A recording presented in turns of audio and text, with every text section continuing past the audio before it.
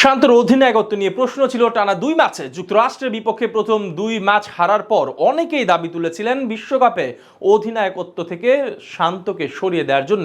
এবার তৃতীয় ম্যাচে যেন সেটাই দেখা গেল। নামে শান্ত অধিনায়ক থাকলেও মাঠে দেখা গেল ভিন্ন জনকে। বোলিং পরিবর্তন থেকে পরামর্শ সবকিছুর দায়িত্ব তুলে নিলেন অভিজ্ঞ মাহমুদুল্লাহ রিয়াদ। সাথে তার পরামর্শে অসাধারণ বোলিং করেন মুস্তাফিজুর রহমান। রিয়াদের ক্যাপ্টেন্সি কিভাবে পাল্টে দিল ফিজ আর ম্যাচকে, সেই গল্পটাই থাকছে রিপোর্ট। টানা 2 ম্যাচে হেরে প্রায় সব মহলে সমালোচনার শিকার হচ্ছেন টাইগার দলপতি নাজমুল হোসেন শান্ত। ব্যাটিংয়ে যেমন ব্যর্থ, অধিনায়কত্বের দিক থেকেও তার একের পর এক বাজে সিদ্ধান্ত, যেগুলো বাংলাদেশ দলকে বেশ ভুগিয়েছে প্রথম 2 ম্যাচে। তাই তৃতীয় ম্যাচে শান্তকে রেখে দায়িত্ব তুলে নিলেন অভিজ্ঞ মাহমুদুল্লাহ রিয়াদ। শান্ত টস করলেও ম্যাচে একাধিকবার দেখা যায় রিয়াদকে সিদ্ধান্ত নিতে, সাথে সব বোলারদের পরামর্শ দিতে। ম্যাচের পঞ্চম ওভারে বোলিংয়ে আসলেন কাটার মাস্টার মুস্তাফিজুর রহমান। বোলিংয়ে এসেই একের পর এক কাটারের সাথে সুইং দিয়ে শুরুর 4 বলে পরাস্ত করলেন যুক্তরাষ্ট্রের ব্যাটসম্যান শায়ান জাহাঙ্গীরকে।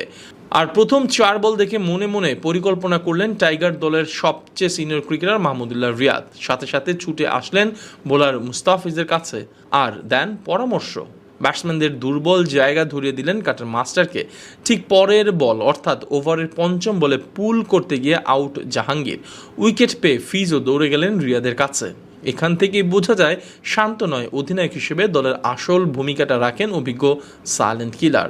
এই ম্যাচে রিয়াদের সেই পরামর্শের পরই যেন পাল্টে যান মুস্তাফিজ। শুরুর 2 ম্যাচে তেমন কিছু করতে না পারলেও এই ম্যাচে ইনফর্ম ফিজকে দেখলো টাইগার সমর্থকরা। কথিত আছে ফিজের ব্যর্থতার অন্যতম বড় কারণ তাকে দলের অধিনায়করা ঠিক মতো ব্যবহার করতে জানে না।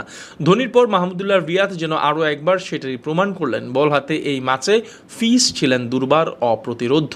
4 ওভার বল করে রান খরচ করেন মাত্র 10, শিকার করেন 6 উইকেট, যেটা বাংলাদেশের ইতিহাসে টি-20 ফরম্যাটে সেরা বোলিং ফিগার তো বটেই, সাথে টি-20 ইতিহাসে 7ম।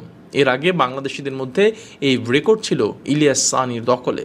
শুধু তাই নয়, এই ম্যাচে রিয়াদকে একাধিকবার দেখা যায় লেগ স্পিনার রিশাদ হোসেনকেও পরামর্শ দিতে। ফিল্ডিং সেটআপের ক্ষেত্রেও রিশাদ বেশ সক্রিয় ছিলেন। তার কথাতে শান্ত ফিল্ডার পজিশন পাল্টিয়েছেন কয়েকবার, এমনকি প্রয়োজনে বল তুলে নেন নিজের হাতে। 2 ওভার বল করে রান খরচ করেন মাত্র 11। এই ম্যাচে ফিজের মতো পাল্টে যায় বাংলাদেশের, বিশেষ করে রিশাদ হোসেনের বোলিং নৈপুণ্য দেখিয়ে 4 ওভারে দেন মাত্র 7 রান, যেটা কিনা ইকোনমিক রেটের দিক থেকে টি-20 ক্রিকেটে বাংলাদেশের সেরা স্পেল। তবে রিয়াদের এমন দায়িত্ব নেয়া আর তরুণদের উজ্জীবিত করাই প্রমাণ করেন নামে না কাজেও সাইলেন্ট কিলার এখন বড় ভাই।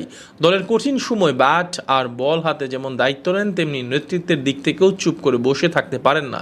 এটাই দলের প্রতি রিয়াদের ডেডিকেশন প্রকাশ করে।